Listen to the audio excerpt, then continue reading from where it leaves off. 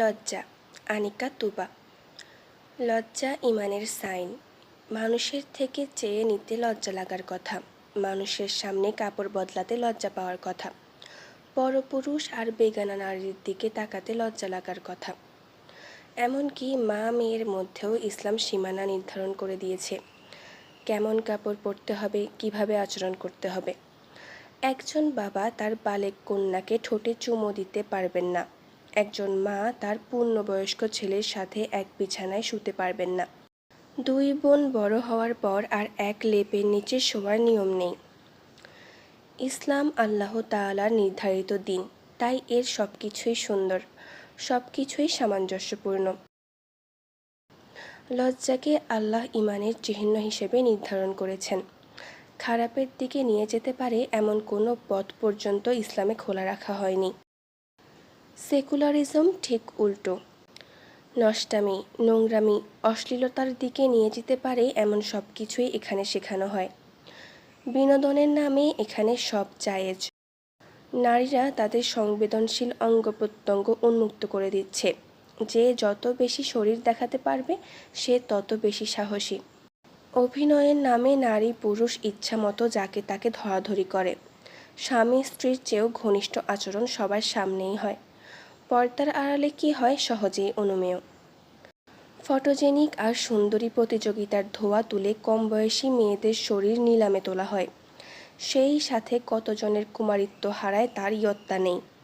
Chocolate day, propose day, Valentine ডের নামে তরুণ তরুণীদের মেলামেশার সুযোগ করে দেওয়া হচ্ছে। কাছে আসার গল্প নাম দিয়ে সেগুলো ভালোবাসার আদর্শ কাহিনী হিসেবে প্রচার করা হয়।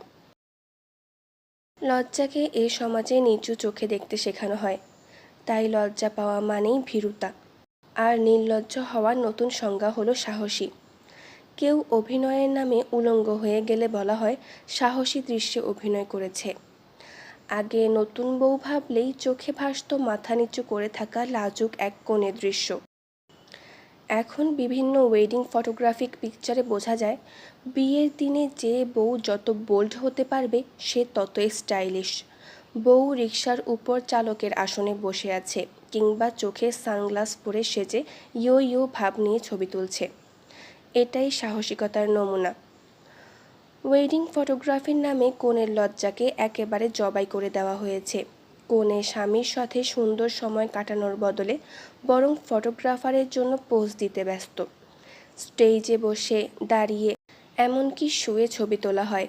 ছবির পোজ দিতে গিয়ে তথাকথিত ভদ্র ঘরের নারী পুরুষরা বিয়ের হলকেই যেন তাদের বেডরুম বানিয়ে ফেলে। সেকুলার সমাজ ব্যবস্থায় স্বাধীনতা আর সাহসিকতার নামে নির্লজ্জতার চাষ হয়। রাসূল সাল্লাল্লাহু আলাইহি সাল্লামের চোখে এই কাজগুলো নিশ্চিত নষ্টামি আর নোংরামি হিসেবে গণ্য হতো। নোংরামির নাম বদলে ফেললেই সেটা সুন্দর হয়ে যায় না। সেকুলারিজমের ছোঁয়ায় এখন পার্ক, রেস্টুরেন্ট, রাস্তাঘাটে জোড়ায় জোড়ায় ছেলে মেয়ে ঘোরে। এরাও সব ভদ্রঘরেরই সন্তান।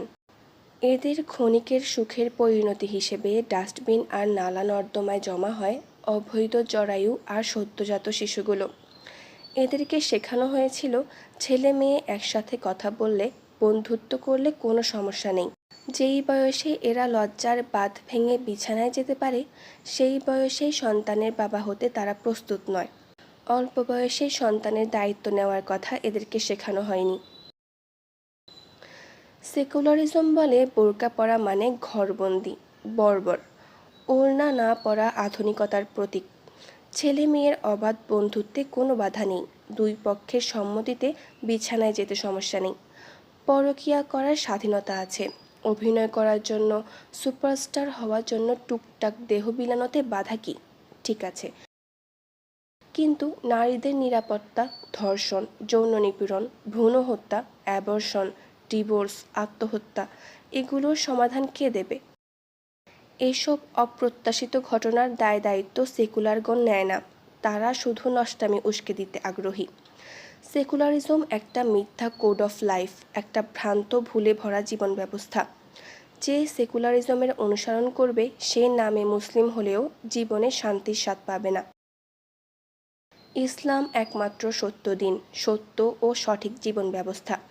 সবচাইতে কল্যাণকর জীবন ব্যবস্থাও ইসলাম। 1400 বছর আগে যে বিধানগুলো এসেছিল সেই বিধান পরিপূর্ণভাবে বাস্তবায়ন করার কারণেই সাহাবীদের যুগটা ছিল শ্রেষ্ঠ যুগ। সে যুগেই তৈরি হয়েছে সবচেয়ে অসাধারণ সব ব্যক্তিত্ব। সে যুগে অপ্রত্যাশিত ঘটনা ঘটেছে সবচেয়ে কম। এখনকার জীবনকে মাপার মাপকাঠি হয়ে গেছে টাকা পয়সা, লোক দেখানো অনুষ্ঠান, খ্যাতি, এইসব। এগুলো পাবার আশায় মানুষ নষ্ট হয়ে যেতেও পরোয়া করে না। অথচ নির্লজ্জ, নোংরা, খুনে ধরা টালমাটাল একটা জীবনের চাইতে সহজ, সাধারণ, ভারসাম্যময় একটা জীবন অনেক বেশি সুন্দর।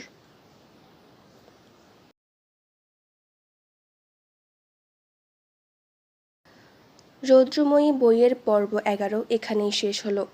বাকি পর্বগুলো শোনার আমন্ত্রণ জানিয়ে আজকে এখানেই শেষ করছি। আল্লাহ হাফেজ।